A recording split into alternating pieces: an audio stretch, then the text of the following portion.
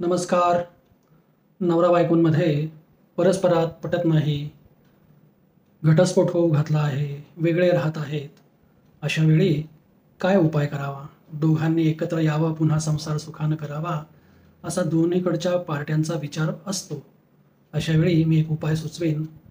नवरा बायकोंनी किंवा त्यापैकी कोणीतरी एकाने हिरा किंवा पांढरा पुष्कराज किंवा ओपल किंवा व्हाईट गोमेद, ज्याला व्हाईट झिरकॉन पण म्हणतात, असं रत्न जर बोटात धारण केलं तर त्यांमधील आकर्षणशक्ती वाढून परस्परांमध्ये असलेले मतभेद विरून जातात आणि संसार पुन्हा सुखानं सुरू होऊ शकतो, असा माझा अनुभव आहे. अर्थात ही रत्न धारण करण्यापूर्वी पत्रिका पाहणं आवश्यक आहे, अन्यथा त्रासदायक ठरते. हरिओम.